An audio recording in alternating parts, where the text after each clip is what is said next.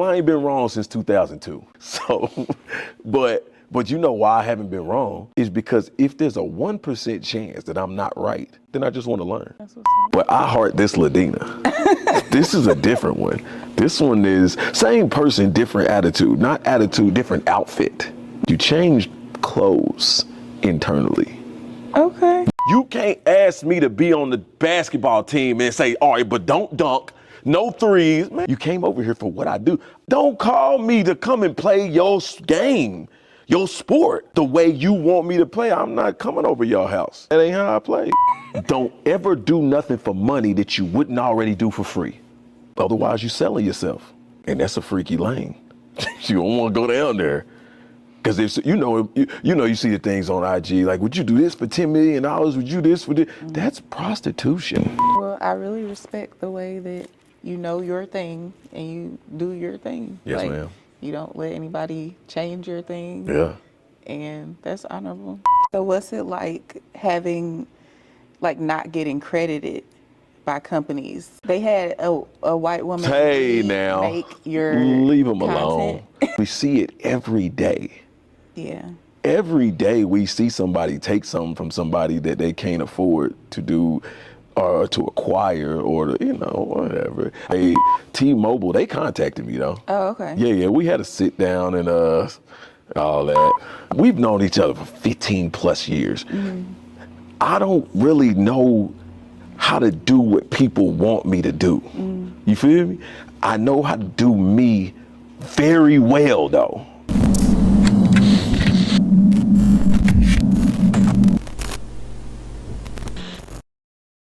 Welcome back to Midwest Sleep Podcast. I'm Ladina, and I'm here with Amani Tre Niner.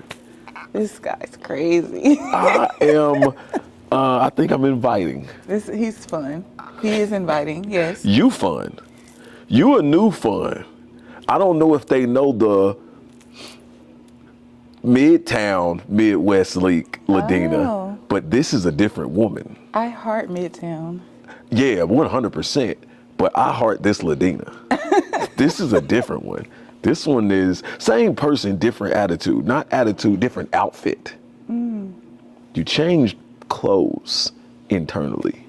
Okay. You let us see, I think, this is my perspective, right? But I think you say more what you think now and show more what you feel, you know what I mean? Mm. And it's kind of easier to understand. Then, you feel what I'm saying? I appreciate that insight. The personality is a booming. Change clothes. Your shirt, that's a unique shirt, right? This is the Amani collar. Okay. I'm working on it. Okay. I don't, full transparency, here's a vulnerable moment. I don't have enough money to do what I would like to do in fashion for people. Mm-hmm. So you just do it for yourself? Yeah. Till I can get this chicken together, and I want to give, my bad. What's special about it to be named the Amani collar? Like, tell me about it. Because it's a unique cut, like it's tailored to you, yes, it is. Right? Yes, it's built for people like me. Most of the garments that we purchase are not built for us, so it's built for us. But also, it's just me. My original style as an artist is Geomani. It's geometric shapes and designs and all these things. But if you draw a triangle, it's a triangle. If I draw a triangle, it's Geomani. So it's almost that. It wouldn't matter if it was similar to something else because I made it makes it mine. Somebody else could do what you do, but it wouldn't be what you do. Mm-hmm. And I think that's... What was the first tool that you used to draw? Am I a caveman, Ladina? What does that mean? Like, did you, like Tony Six comes in, he's drawing on an iPad. Oh, like you come in, you got yeah. the pencil behind your ear because you probably forgot that it was there. Oh, I did, and I don't like the way you said it because I didn't know it was there. I'm originally a portrait artist, so I'm pencil. saying like it's a part of you, like clearly. 100%. No, you're right. I'm saying that you are 100% correct. That's why I didn't like it. No, I didn't know. But I woke up with a pencil behind my ear before. I could see that. Yeah, it's a part of me. Yeah, but I'm a pencil artist originally. I'm a pencil artist now, and I'm a canvas artist. Paint, I do graphite and digital artwork and all that, which that's a different conversation. I love Tony Sticks. That's my man's. Mm-hmm. But these digital artists have to calm down. Oh. Not Tony, that's my man. I prefaced it with that's my man's. Got you. But these digital artists have to calm down because there's a certain area that is actually digital art. And then there are enhancements and alterations. So are some people like faking the... I wouldn't say faking it, but I would say that... enhancing their talent? You can make a straight line on some things that you can't make when you can't make a straight line on paper. Oh. There's image. So imagine an image, right, on a digital canvas. You can copy the color. Mm-hmm. You can go to an image elsewhere and copy that color, then use that color. Mm-hmm. You can copy the shape and use that. You can lower the opacity and outline it or do things internally. But if you're painting, you have to mix that color. Raw. Got you. Art, color theory. We have to understand how to mute a color to make it flesh tone. Mm-hmm. There's this vibrance and brilliance in colors that has to be subtracted in order for it to look like it's natural. There's things about color theory and opacity and light trajectory and translucency that you don't have to understand. You know what it's like? Oh, you remember what marketing was like before social media. Mm-hmm. That's what digital art is to true artwork. How did you learn color theory and things like that? I was self-taught. Okay. Unfortunately, I wouldn't wish it on anybody else, but a major advantage of being self-taught is you know how to recognize when somebody's doing it wrong and what they did wrong. Mm-hmm. There was an artist named, his name is Shadow. Good guy. He's always been great in my early years. And I would ask him, like, what do you think about this? And he would tell me, and I repeat it to some of my apprentices. You asking me what you did wrong in this artwork or in this tattoo, once it's done, is like bringing me a cake and asking me how you made it improperly. Mm-hmm. I might be able to tell you, but I would guarantee be able to tell you if I saw you putting too much flour in, if I saw you mismeasure the baking soda, if I saw you change the temperature at which you bake it to the wrong temperature. So there's things that I learned through trial and error as an artist that some artists that are walked through it will never be able to recognize. Got you. But sometimes you don't got to know, I guess. I don't know. So does that have anything to do, like your learning process, does that impact your desire to have apprenticeships? Yes. I don't know, probably. I just love it. I love developing. I realized recently, I don't particularly like apprenticing people. I just love to design and build, even if I'm building a person.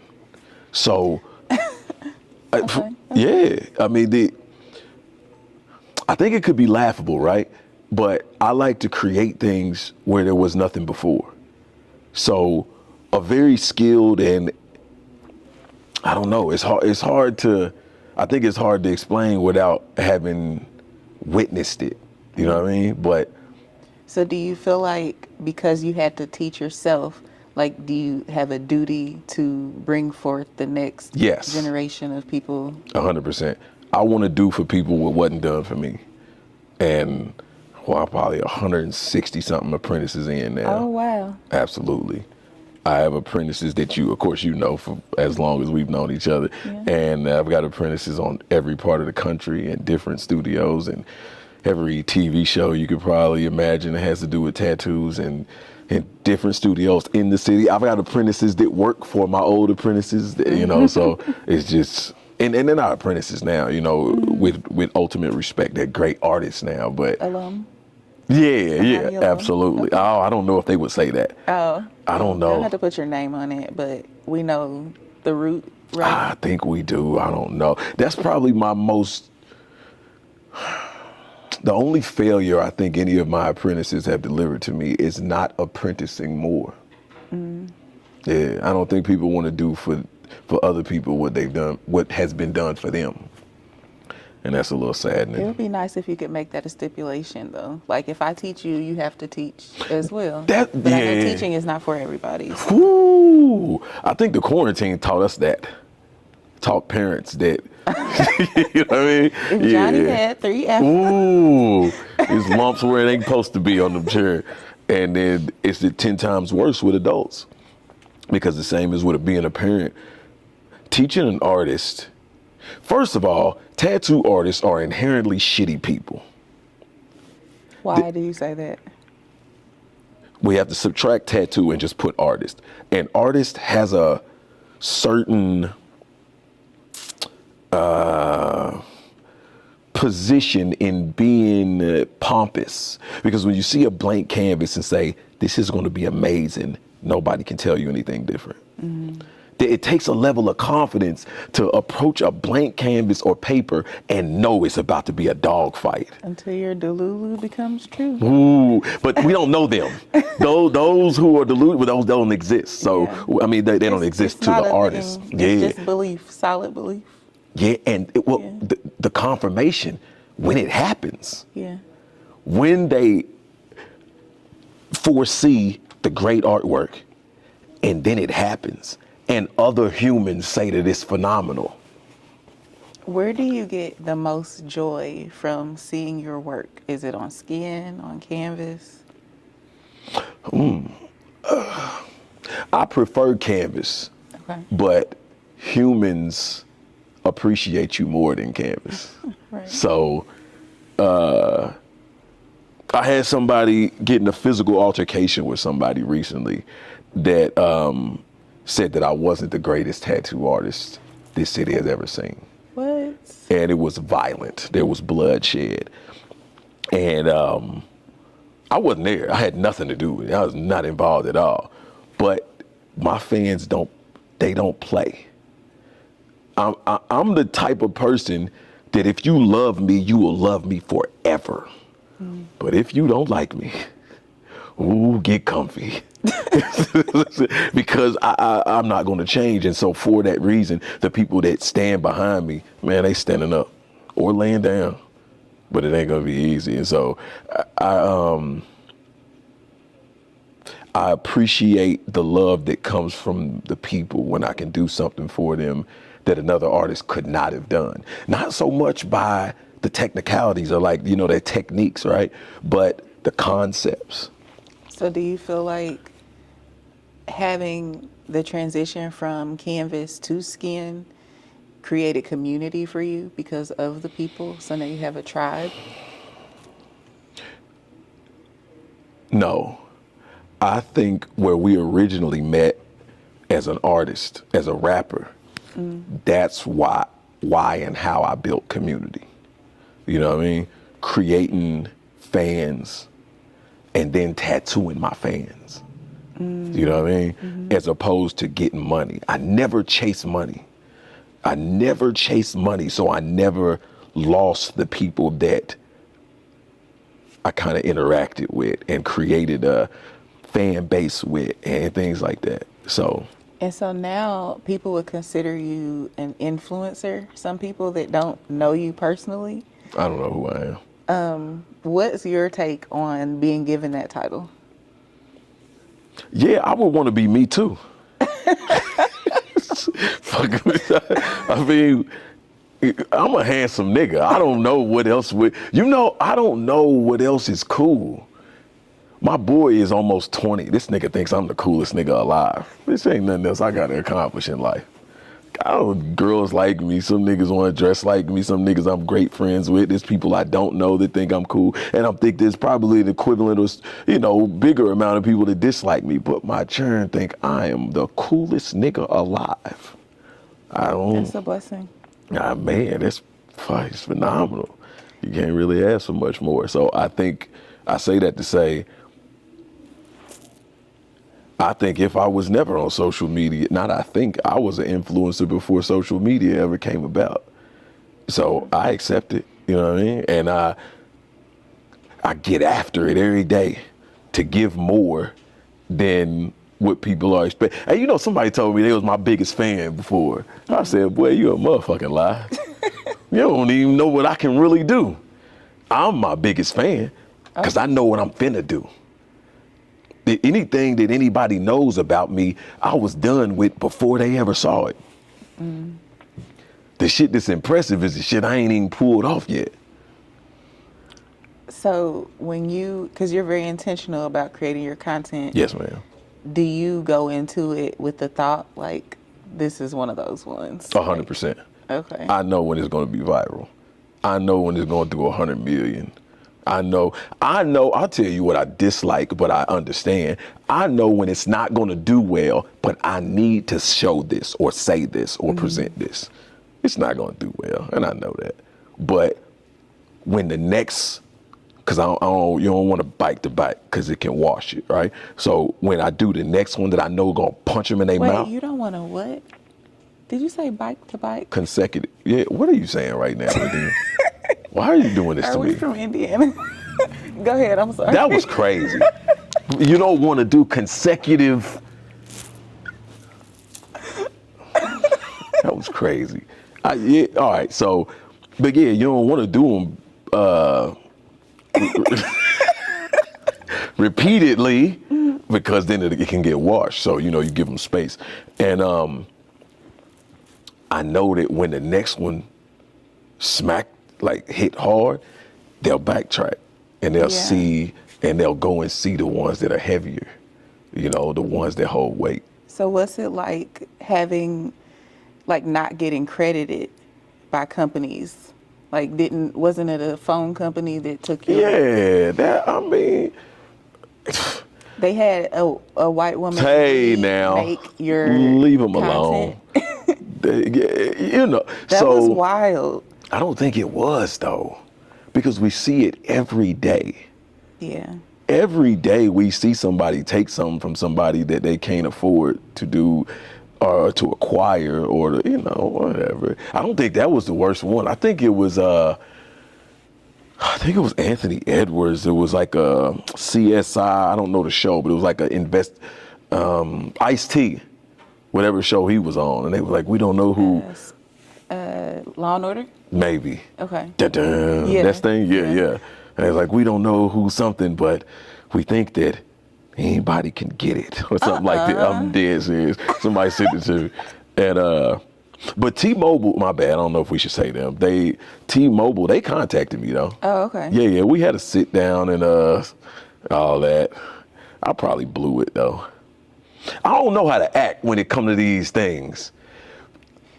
I'm gonna tell you, I've probably want to say 30, 40 big ones.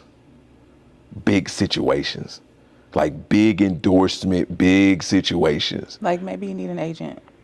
No, it don't matter. They're gonna come. Like I'm not a. No, I don't mean about them coming. I mean about they don't have to talk to you. You're the talent. They can't. Someone can represent you Yeah, in those when conversations. when it gets to me, I'm gonna blow it. Oh God. Because it's, we've known each other for 15 plus years. Mm-hmm.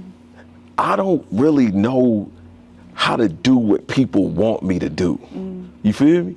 I know how to do me very well though. That's why they want you. But they think. You feel me? Yeah. But when it gets down to it, this nigga's wild. Nah, get him the fuck out of here. The T-Mobile nigga said it was a woman. She was like, yeah. she was like, we'll give you a call. We'll give your manager a call. I was like, yeah, I'm out of there. So is that why you don't do like the TV shows and things? Because I know they offer you positions on the tattoo shows. Absolutely. Ink Master, they just stopped calling me it's probably been 2 years, 22, 23. Mm-hmm. So since 2012, every year I got contracts from them. I fought with Holmes and them at Black Ink. They've sent me some I have checks from them that I never cash. I don't really do but I love them though. It's a lot of companies that I have put artists on by way of my ventures, but because here's it. All right, let's keep it greasy, right? I would never do anything for money that I wouldn't already do for free. Yeah. So what am I doing here? if I can't go in there, and I love you, we've had the same thing many years ago, right? If I can't do what I know is going to work well, what am I going to do here? You feel what I'm saying? We have an understanding, but these people I'm not friends with. You feel me? So what am I going to do here? Come in here and do what you tell me to do? I can fight. That's never going to happen. You feel what I'm saying? So Okay. so then I just stay at it, and I'm not going there for no money. I've been getting some money. I've been having attention. I've been having notoriety, recognition. What am I doing though? I'm not going to hang out with these niggas. Yeah, because even visiting the cities, like you take yourself on tour, so. Right now, I can make a post and do a national tour. I toured in 2017 as a tattooer. Another thing a lot of them don't know is I toured as a rapper before I ever started tattooing. But I toured I did a tattoo tour in 2017 off of Snapchat. I could fire that hoe up right now. So I'm not going to chase no money. Listen, where's my camera? Don't ever do nothing for money that you wouldn't already do for free. Otherwise, you're selling yourself. And that's a freaky lane. You don't want to go down there. Because if you see the things on IG, like, would you do this for $10 million? Would you do this for this? That's prostitution.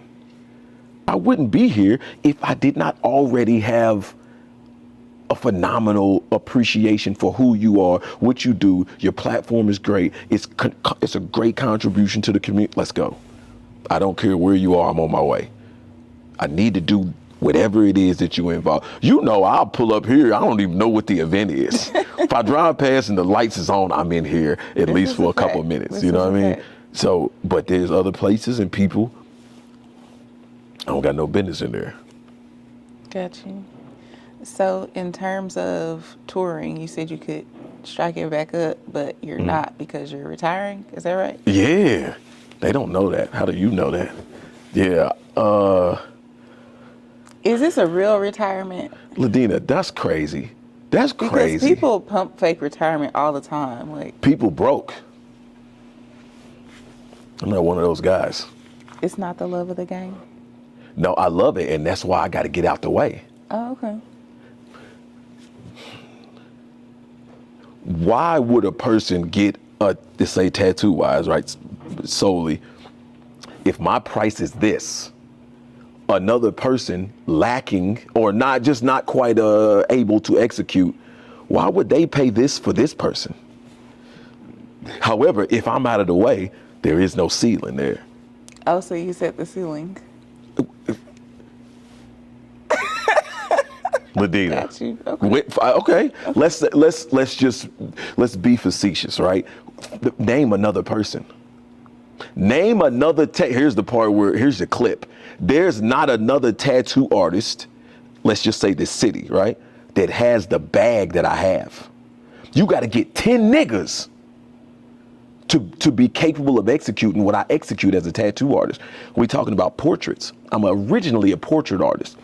Then we're talking about realism, because some people don't understand that a portrait is simply a picture of a person, right? So then we're talking about realism.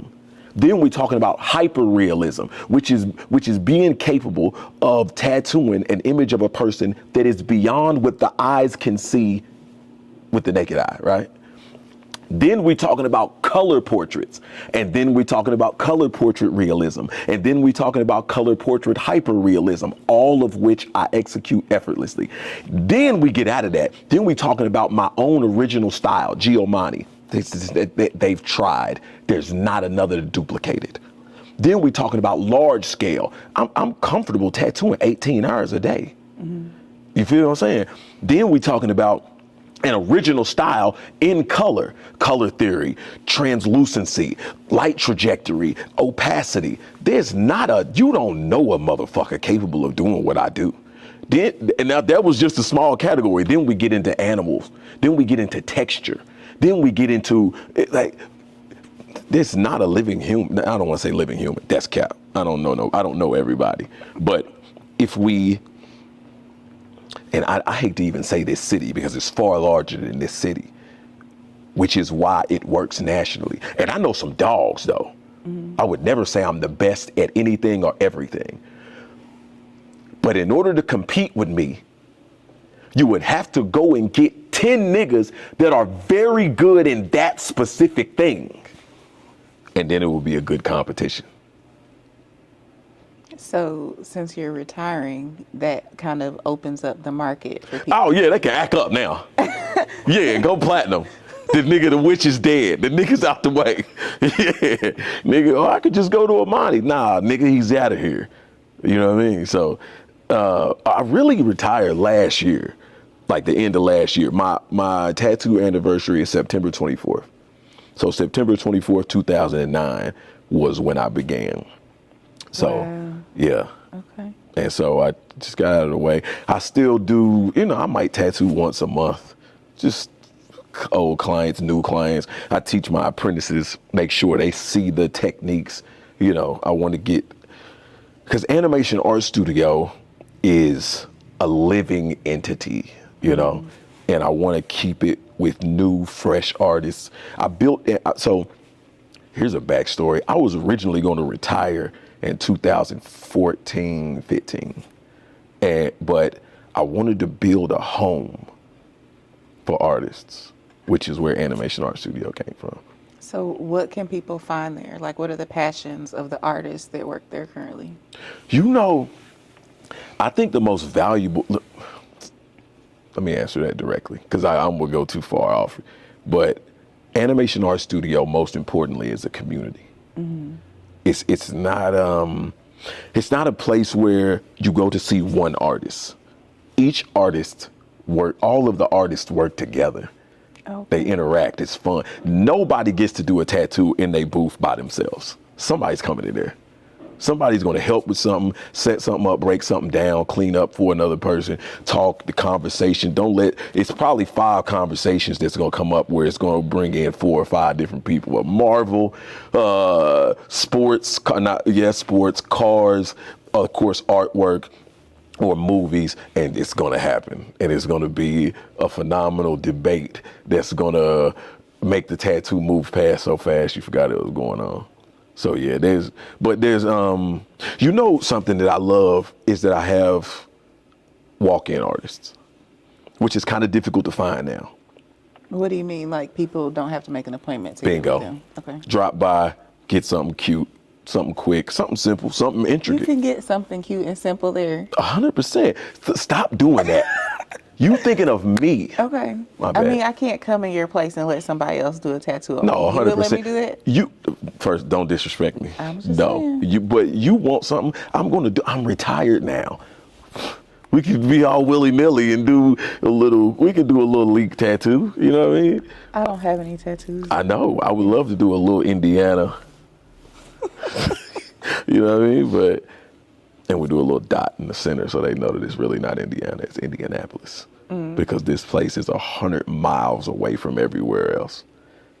It's like Indianapolis is an island. You think? Why do you think that? Why do you feel that way?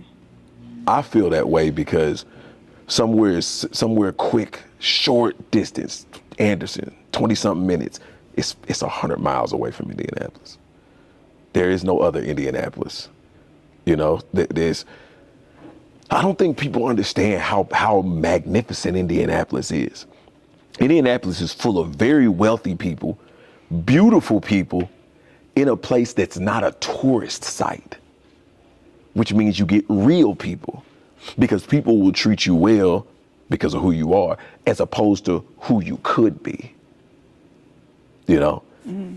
It also is the home of the largest sporting spectacle in the country. So it's so much phenomenal. People, I would never. Have you ever been to the race? Fuck no. I just went for the first time. I saw that. Interesting. Like, we all talk about it and we know about it because it's our home. Yeah. But to have something that's global, like, literally, and we have it right down the street and just never go. It's amazing. Okay, how was your experience? It was needed. Mm. It doesn't seem right to represent a place and have things that people that don't represent the place can speak to that I can't. Right. So That's fair. I'm glad that I went. Okay. But it took me getting invited. It took someone like giving me here, this is this and this is that. I wouldn't have just went on my own. Yeah. I don't know. And you know, I'm a car nigga. I collect cars. I love cars. That's kind of why I'm surprised. Ain't but so many left turns I can deal with. Oh, I didn't sit and watch it. And then you got to remember, I don't drink or smoke. So the community that congregates there is not my place. I'm also, you know, I hang out. I'll come and talk to you personally. People come and hang out at the studio with me when I'm working. So I'm not a hangouter. You know what I mean? It's just, man, I don't drink. Yeah, I'm not a hangouter. Yeah. But I like experiences. So it's an experience. Okay. Yeah. And you don't have to stay the whole time. Ooh. But just like to see, so this is what it is. Yeah. And you know, I'm not that nigga though. There's something here that's been going on for over 100 years. And I talk about it. I tell people all the time, but I ain't got no business over there. Felt. You know what I mean? I'm not no vacation nigga though either. I'm not going nowhere for an experience. I go places for business, and I love to do things amidst that time, but I just don't, it just ain't my thing. I thought that about myself, but I learned my lesson. Okay. Like I used to only go out of town for conferences and DJ events and touring with artists and things like that, but you can say you've been to all these cities, but you never get to experience them. You 100%. don't know what anything about it is like. So lately I've been trying to go places and just feel the energy. Yeah. And like what was created here, what kind of energy played a part in creating that. Yeah. Like visiting Harlem was amazing to me. Just going and actually experiencing the different places, not just attending an event. I believe you. But boy, I couldn't give a fuck about any one of them places. Gotcha. I try to though, and I'm not, mind you, I've toured so much, I've traveled so much, I do so many, and I try, I just don't give a fuck about it. I don't want to be in the woods. I don't give a fuck about it. Okay. And listen, I was on the beach just not too long ago. I need to go do something for somebody. You feel me? I need to build something. I need to. I'm an accomplishment, a workaholic in contribution though, because I collect cars. I don't drive in one of them, but when I build for other niggas, I'll be like, you know what I mean? Like, it that like we're saying similar things, and like you admire the greatness of the things that were built. Yes. Because I admire nature and like the greatness that the creator took to make the water only come up this far today. Ooh, but it might absolutely. go all the way up here tomorrow. Yeah. Like it's just the magnificence of God to me. So 100%. The beach is like prayer, like beautifully. But I also, you know what I love? I love the smell of bacon. Follow me. I can't follow you there. Come on, just give me a second. We're gonna land at the same spot, I imagine, or close to. I love the smell of bacon. I don't want to eat it at all. I enjoy the smell of barbecue. Like at the fair, I fucking love it. I ain't ate meat in 8 years. You feel what I'm saying? So I say that to say I appreciate the beach, but I don't need to be there. Got you. I appreciate people. You know what I love? Getting a little dark here. I love titties. I don't need to see them. Okay. You feel what I'm saying? I don't need to interact with that woman. You know what I mean? There's a lot of things that I appreciate that I don't. This is heavy, but that I'm not selfish enough to need the encounter of. You know what I mean? That I can appreciate from whatever distance or just the idea of. You know what I mean? So how did your art translate into cars? It didn't. Those are two different parts of me. Yeah. So do you see building a car as art? Yes. Okay. Yes. So yes. But my first business, the first business I was ever involved in, first business I started was an auto mechanic shop. Oh, wow. Okay. Yeah, when I was 17, that was my first business. So, side note, I've never had a job in my adult life. So that was the introduction. My uncle put me into business when I was a young nigga, and I've consistently been working and building, and now the resto mod is king. So I build, and you've seen some of my builds, and so I build for collectors, and it is art, but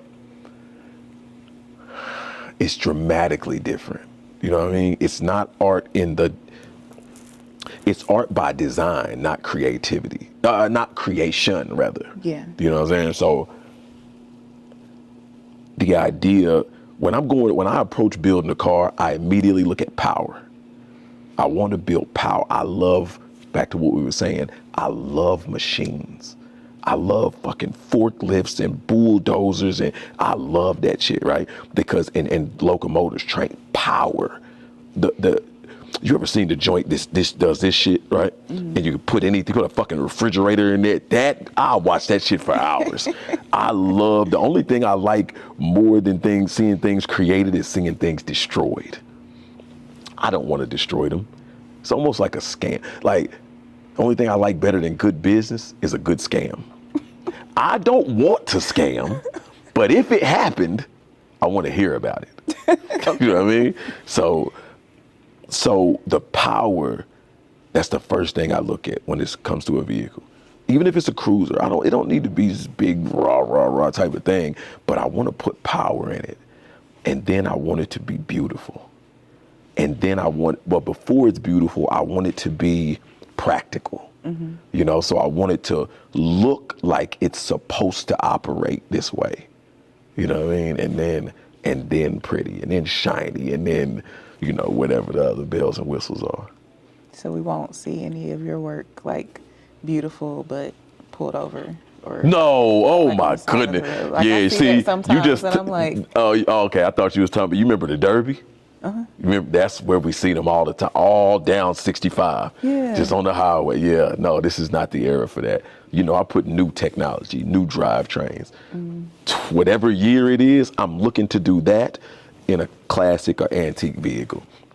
You know, some of the vehicles I build can be, you know, relatively expensive, more than people's daily drivers are. So I don't think you should get out of your daily driver into a vehicle that's less appealing or less comfortably operable. You know what I'm saying? So I would like for a person to not want to get out of the project, the toy, you know what I mean? Yeah. And it's just a different day. We used to just paint it and put some wheels on it. Yeah.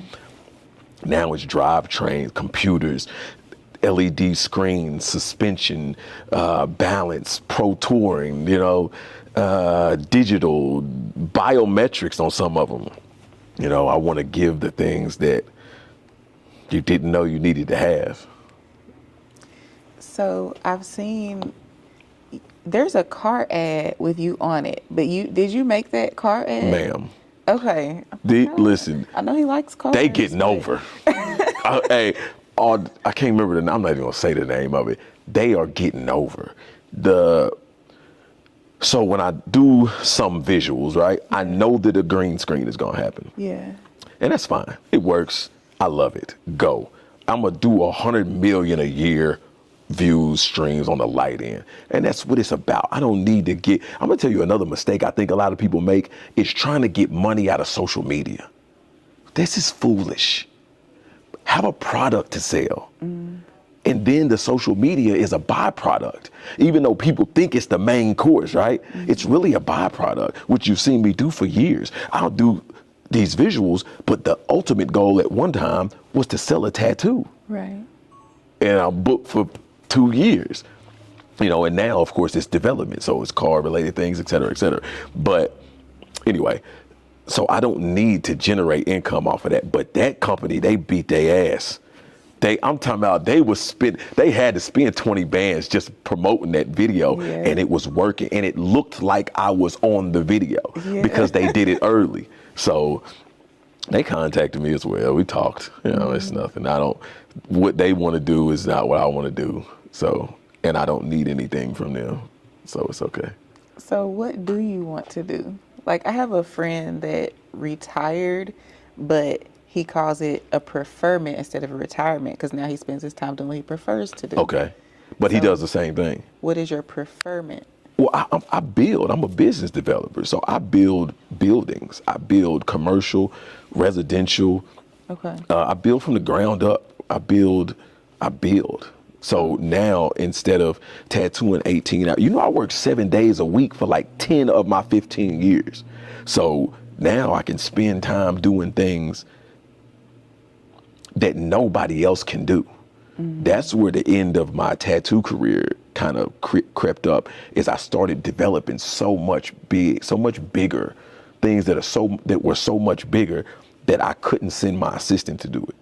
I couldn't send an apprentice to do it. I had to be there. I had, so yeah, I love to build though. I love to build. I'm working on a 2-1, it was a 2-bed, 1-bath, and I built it into a 4-bed, 3-bath, 5-car garage. It's absolutely unnecessary. Is it necessary? No. Is it fun? Yes. All of my niggas are businessmen. So I call my niggas like, hey, let's go and come and we do bullshit. I just want to do, you asked what I want to do. Yeah. This is the real answer. I want to do hood rat shit with my friends. That's it. That is real life. Okay. And if I could get some money, that'll be cool. But I ain't had to do nothing for money for a long time. You know what I mean? So the things that I do it's not about the money. I can have fun, call my homeboy and go. I be doing shit with my hands though too. Like we laying floor and busting up concrete and shit like so this. You're not over the contractors. You're in it with them. Sometimes. Well, not the projects that I'm doing. I'm talking about like at my friends' houses and shit. Okay. I'll go over there and fuck around. I'm not working on this, no. These hands are for tattoos and vaginas, not much more. So how do you acquire that kind of friend group to where you guys are in the same space and working on the same kind of accomplishments? So I got friend categories. Okay. Yeah. I think sometimes, first of all, I like the way you just segue out of things. You smooth. We're not going to talk about that. That was good. It's like, okay. So, I think friend categories are important unless you are monochromatic in color. Like if you have one tone, then that's fine. All of your friends can be the same. But I'm a movie buff. I love film. I got a group of friends that are directors and cameramen and gaffers and then they don't do anything in film and just love film, and I can have these conversations forever. I've got entirely separate car niggas, and I'm talking about designers and painters and welders and fabricators and builders and engine builders and things like this. And I got guys that are, my main man is one of the portions of the presidents of the electrical union. This is my brother. I fucking love this nigga, and then, and I've got concrete, masons and builders and, carpenters and framers and roofers. That's just them. They don't even do this. Most of my homeboys don't even fuck with each other. Like this group do. But this, and then I got my little brother, is Anton. This nigga's a sports. I don't know if I know a person that knows sports the way that man knows sports. And I don't watch sport. I ain't watched TV in 15 years. Our relationship don't even got nothing to do with that. I'm starting a youth football company now so that I can do more with my brother. So you can learn about it, so you can debate with him better. No, I don't debate. I would never debate with him, but I use him as a resource. Like, is there anybody that you were like, okay, that person I'm not gonna try to debate? Because you're like a professional debater, it seems like. Well, I ain't been wrong since 2002. But you know why I haven't been wrong is because if there's a 1% chance that I'm not right, then I just want to learn. That's what's up. Yeah. So I think there's people that don't like that I'm never wrong, but they don't pay attention to how often I ask questions. That makes sense. It's easy for I'm an easy person to dislike. This is a statement of fact. If a person don't know me, I'm an easy person to dislike. Mind you, I'm 0 and like 6,000 on the internet. A motherfucker can whoop me online right now. I ain't wrestling with nobody. You ain't seeing me wrestle with and nigga online. So I'm easy to beat, but at the same time, I'm easy to lie on. I'm easy to say, yeah, that nigga, man, yeah, and you won. Because there's nothing about my personal life or how I operate on the internet. So you wouldn't know. You could say I'm a deadbeat daddy. I done heard, boy, hey, it's a short list of the most atrocious things I've heard that are top tier entertaining. Wow. Why are they entertaining? I said, wow. Oh, yeah. I just couldn't imagine somebody saying that. Yeah, no, I'm a junkie. I get high. I tattoo high. If I'm not high, I'm not tattooing. That was the most entertaining portion. I had a cult. That was a fun one to hear the stories of. I'm drunk. I don't have a car. I share a car with my mama, and I live with my mama. Starting at the beginning of this, like, you take so much pride in fatherhood. Like, I just can't imagine. No, they don't know that. Oh, okay. You know that. Okay. Because our children have known each other since, but people don't even know I got no children. Oh, okay. Think about it, how would they? Like, if you think for a second and think about social media, right? Not our relationship. And even thinking about music, you don't talk about? Never. Okay. Would you go back to music? I did a feature about a month or two ago. Okay. For Goldie. That's my man's. He's never gonna drop it though. We don't know that. I guarantee it. Ladina. Imagine how I am when it comes to creating shit, right? What you think happens on a song? I don't know, but if you said you guarantee it, that means you must have done your research and you're really confident that you believe that that's not gonna happen, so. Yeah, nah, it's not gonna happen. If he drops that record, it will be because he saw this. You know what I mean? I'm a dog with it. I don't think I'm better at anything than rapping. Really? I don't believe that I am. And I got the voice that you can smell it. Like you can smell that pot bubbling when I'm rapping. You know what I mean? And it ain't but a couple niggas that can get close to it. And they don't have the vernacular. You know what I mean? So is rap a part of your preferment? Nah. No. Nah. Nobody else can do what I do. And I only rap for my friends. Like Maxie called me, I'm punched. I did a feature for Maxie probably a year ago, maybe. Might not have been that long, a little longer, a little shorter or something. Oh my. Torture. It's never coming out. When I do a feature, the song belongs to me now. This is how it's viewed. I'm not saying, I don't want the record. I'm not releasing it, right? Well, why don't you then?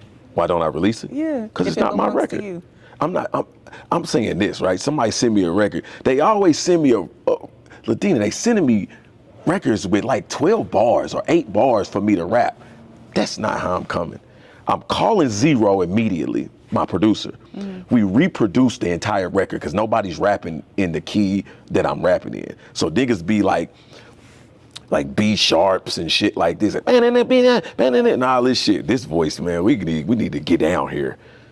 E sharp, D flat, this kind of thing. And then the pace, we gotta change the pace. You know what I mean? The low end. So make your own song and send it to them. I make my own song on they song. You don't think that's disrespectful? Fuck them. I ain't asked them to put me on the song. Not my niggas. I love my niggas. You feel me? But I'm saying, you can't ask me to be on the basketball team and say, all right, but don't dunk, no threes. Man, fuck y'all. I'm going home and I'm taking the ball. Imagine somebody saying, I ain't putting the song out either. I understand that. If you change the whole song. I didn't change the whole song. just where I'm rapping. It's good, like the transition is good though. It's like, I don't know how to explain it. You know what, I do know how to explain. I just saw a little clip. Don't nobody say nothing to Andre 3000 when he do it. Yeah, and I'm not Andre, but I also didn't call you. Okay. So if you call, and I don't think it's no different than anything that I do. When I build cars, man, listen, it's a disservice. If somebody comes to me and I'm a creative person, right? And I do what they ask me to do, that's a disservice. You could have had somebody else do it. You came over here for what I do. I ain't switched up. Like we know, don't call him. Come on. He wants us to. Come on, Ladina. Don't call me to come and play your game, your sport, the way you want me to play. I'm not coming over your house. Man, nah, we gotta take our shoes off and be quiet and all that. That ain't how I play. I'm going platinum every time. I'm up top. Ask them. You know who I love the music of? Well, I did. I haven't heard anything in a while. Woogie. Mm-hmm. I did a couple features for Woogie. Lord of mercy. That was years ago, but yeah. Woogie is tight, and he can do visuals really well. Woogie can rap. I like Woogie's tone and cadence. Mm-hmm. And with all the niggas I named, niggas is old now. They have a new song that's really good called Big Dog, Kim and Tone. Have you heard it? Yeah, of course. These are my niggas, of course. Just making sure. Yeah, I don't. Me and Tone probably link every week or couple weeks or something. Like, well, I love that guy. So we keep up to date on things. But when I say like the people that sculpt the future are the kids. Mm-hmm. They not listening to these old ass niggas. I am these old ass niggas though. You feel what I'm saying? So it's not a negative thing. The only thing that I haven't done that I would love to do is build an artist. You know what I mean? I tried a few times, but oh man, this is a tough time because it's all microwave. Everything's microwave dinner. Mm-hmm. You know, in the process, in the development. This is why I had this conversation with Stretch. I don't know if you know Stretch. Yeah. And which I was on a call with him earlier. That's a good guy. Mm-hmm. He's a wild nigga though. But now music fucking sucks because everybody can do it themselves. Mm-hmm.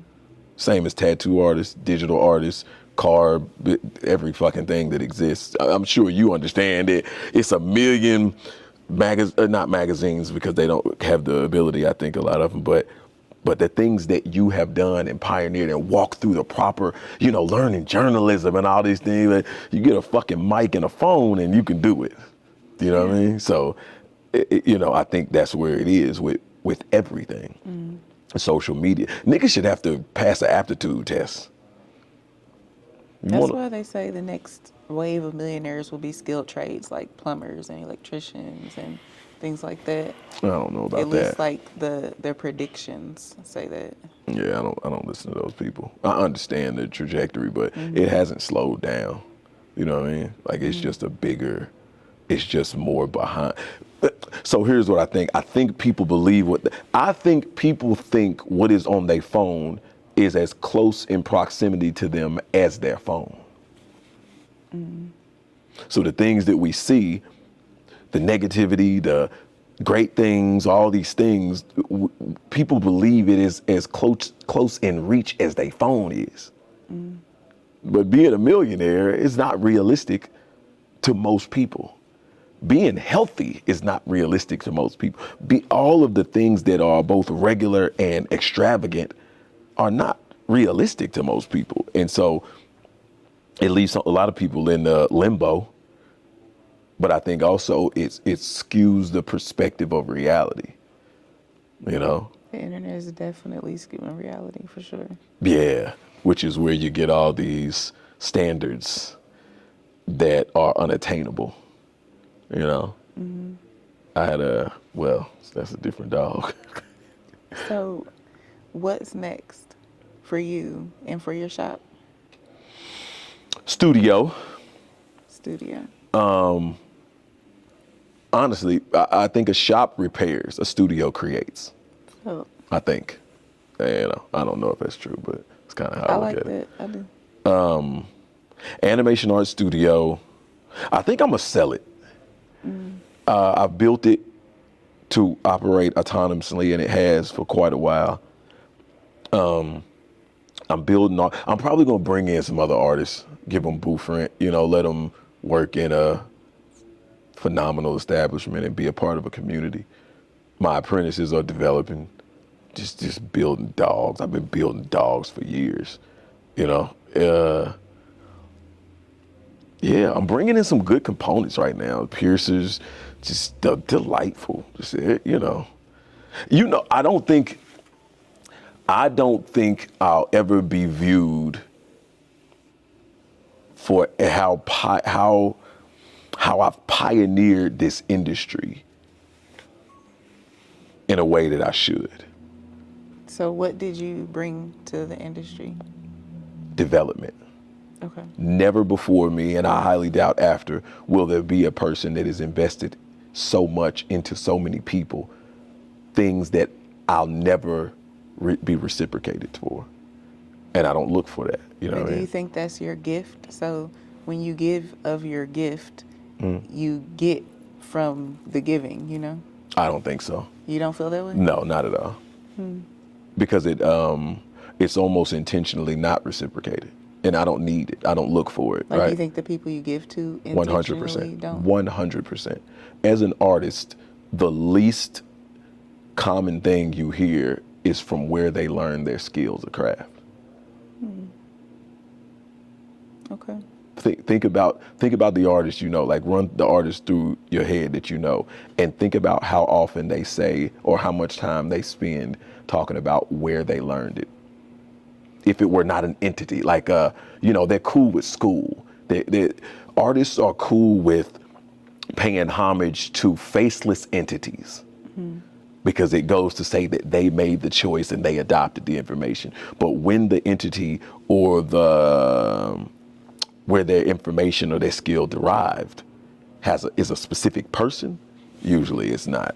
But you're doing formal, like, official apprenticeships. Like, that's undeniable if someone was your apprentice. I don't think it is. I think it's easy to deny it by surrounding yourself by people that don't know. Okay. You know what I mean? So it's not so much. So this is like a real intentional thing then. Very. Okay. Very. Because, and I'll tell you this, right? So imagine this, right? I imagine whatever college most people graduate from, they have it on their wall. Things that the college didn't even give them. You know, they might print a picture of the, you know, whatever. You don't see that these places. You won't see a picture of Animation Art Studio on the wall of people that were apprenticed in Animation Art Studio. You won't see pictures of body animation.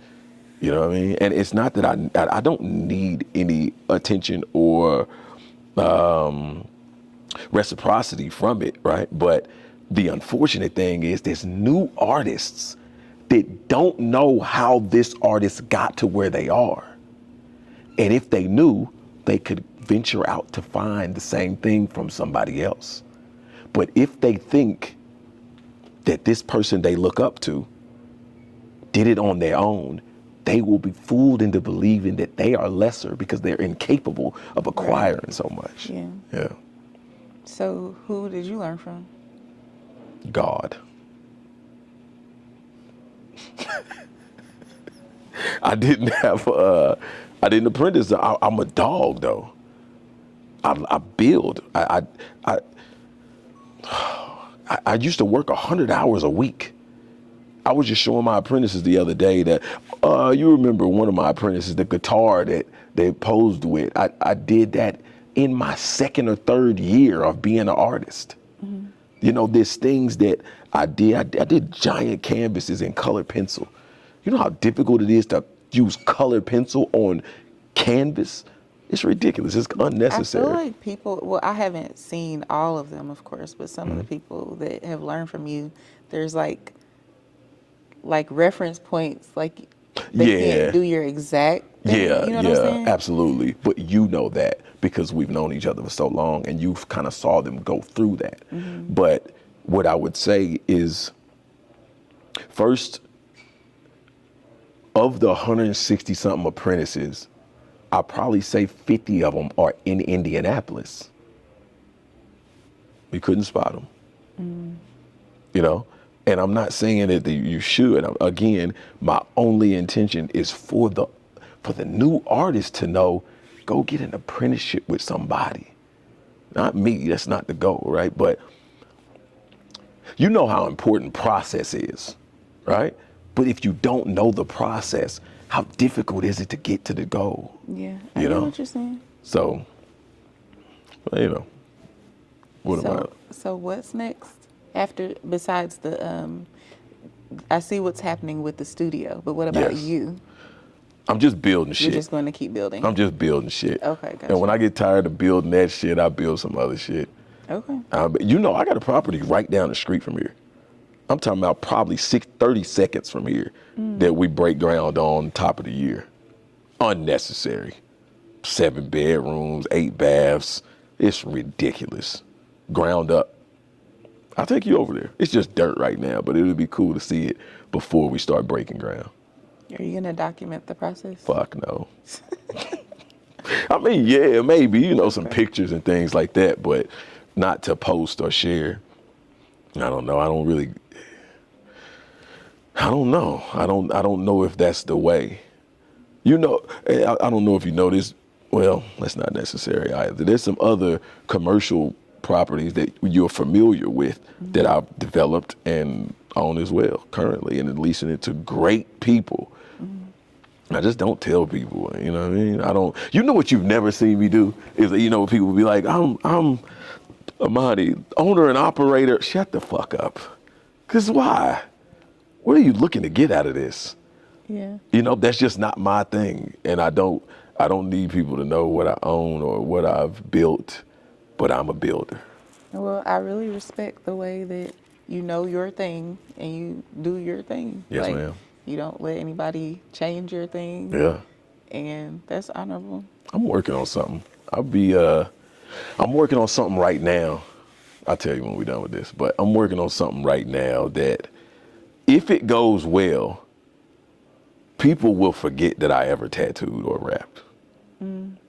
Most people already don't know that I make music or made music or whatever. I'm working on an album. To forget that you tattoo, that's big. 100%. Okay. Within a year or so of it, people will not, that fan base will be like pioneer. They be like OG fans, you know what I mean? Wow, okay. Yeah. I want to hear about this. It's kind of heavy. If I can pull it off though, it's not signed, sealed, delivered, you know, so it's signed, it just ain't delivered. Yeah. Okay, well, thank you for taking the time to come in and talk to me. Thank you for hanging out with me. Thank you for being in front of this camera with these people. I don't know if they know how long you was behind the camera and behind the program, you know. You're like, oh, you're on camera? Okay, I'm on my way. I'm on my way. Because who is this woman? Who is she? Yeah. Welcome to the whatever this is. You know, like the fucking cinema production world. Welcome to this side of it. What's next for you? Tell me something I don't know. That's a lot of stuff. Yeah? That you don't know, but no. Cut me in or cut it out. We'll get to that off camera. Okay. All right. Thank you so much again. Thank you. I look forward to what's next for you. Absolutely.